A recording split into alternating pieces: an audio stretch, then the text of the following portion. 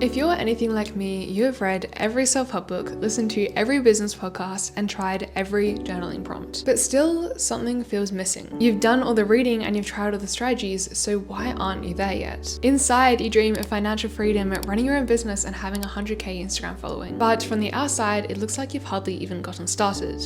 Why? Hi, my name is Aria Bradley and I am a creator entrepreneur helping ambitious women to achieve their quote-unquote delusional goals and then go even further. But about this time 2 years ago, I was in your position, reading all the books, listening to all the podcasts, doing all the journaling. And to be honest, I still do most of these things on a daily basis. But while yes, it made me feel cool and look productive back then, my life hardly looked any different. I was constantly absorbing but never creating. It was as if I was constantly charging up my battery but never actually using any of its power. I was a sponge that kept soaking up water but never using any of its moisture. Okay, that was a bit of a weird analogy, but you get what I'm saying. The point is, I was consumed by the idea that consumption equaled growth, but a question still lurked in my head. What actually makes the top 1% women so different? Because although I hated to admit it, it was becoming clear that my constant consumption of content, ironically made by those same women I was hoping to become, was not enough to get me to the life that I wanted. So this video isn't going to be more theory. This is the stuff that I've learned from experience that took me from being a fairly average human being to growing almost 100,000 followers, landing 4-figure brand deals, and running a business that I can work on from anywhere in the world. Having done all the research and having had quite my fair share of failures, these are the 3 core things that I would say have contributed most strongly to both my own success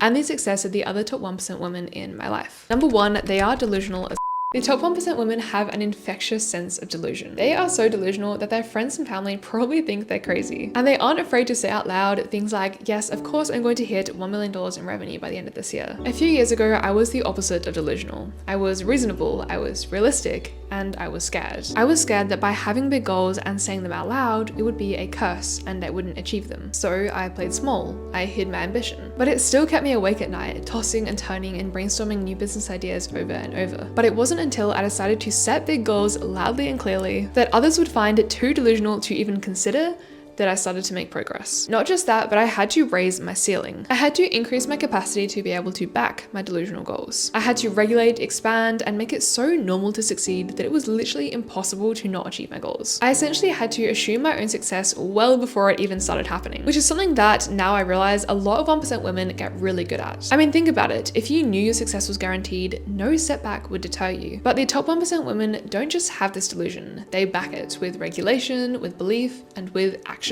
Number 2, bias for action. Top 1% women don't just continuously consume on autopilot. They act, they apply, and they iterate. This goes back to my story at the start. I had to learn that I couldn't just keep learning about something and expect to be good at it.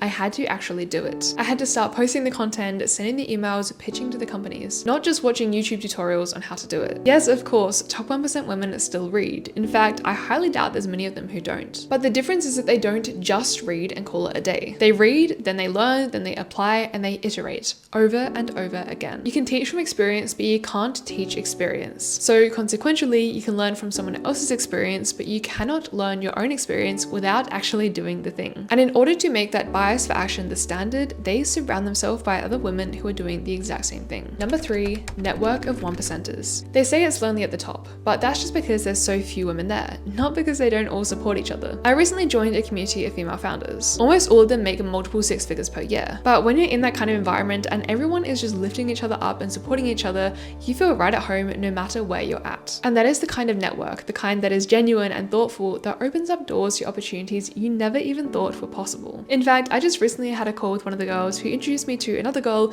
who literally just handed me her strategy that I had been missing for years completely selflessly. And it's not only the sharing of advice and strategies, but the simple act of existing in their presence is enough to raise your standards. And when you raise your standards, you raise your results. For example, I used to think it was only possible to make a maximum of 10k per month. That was the highest possible standard, I thought, and so I never even bothered to go after it, let alone try and go further. That was until I was listening to a podcast and the guest said, just so casually, that she had made $50,000 last month. Then I heard of someone making $100,000 a month, and then $1 million a month. And all of a sudden, my 10k month goal seemed tiny in comparison. Like it was all too easy to achieve. It wasn't even that difficult, and if others could do it, then there was no reason why I couldn't do it too. So the moral of the story is not to just watch this video. In fact, if you do nothing else, do these 3 things. Number 1, raise your self-belief and set goals so delusional that anybody else but yourself would think you're crazy. Number 2, actually take action on every single thing that you learn and then iterate from your own experience. And number 3, join a network of other women doing the exact same thing. Now, you are more than welcome to walk away from this video right now and take what you know and act on it. But if you want a space to actually hold yourself accountable and make sure you hit those goals,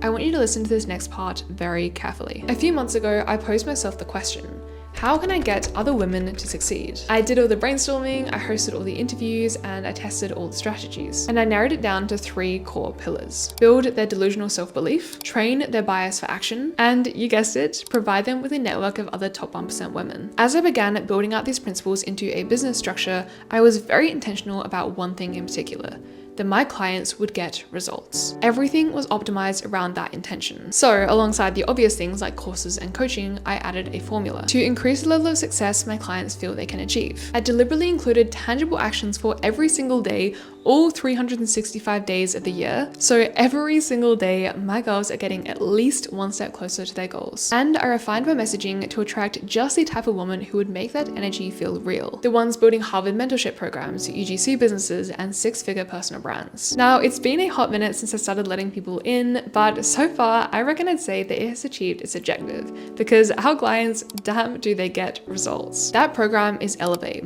and if you made it this far into the video, I know you are the exact kind of woman that this program was built for. The girl who craves a life that is bigger than the one she's currently living. The business, the personal brand, the financial freedom, the craving to make a positive impact in the world in a way that makes it possible for her to live her dream life in the process. Now, my biggest goal for 2026 is to help over 100 women achieve their delusional goals through this program. So if that's you and you're ready to invest time, money, and effort into your growth, the link is in the description and I cannot wait to see you in there. I really hope you've enjoyed this video and I hope you found something helpful that you are actually going to apply. And if you've enjoyed it, I would love if you could put a comment down below and let me know what you found interesting, and let me know one thing that you are going to do to make that dream life that you've always dreamed of actually happen. All right, bye bye. I will see you in the next video, unless I see you in Elevate first, but I hope you have the most amazing day. Bye bye.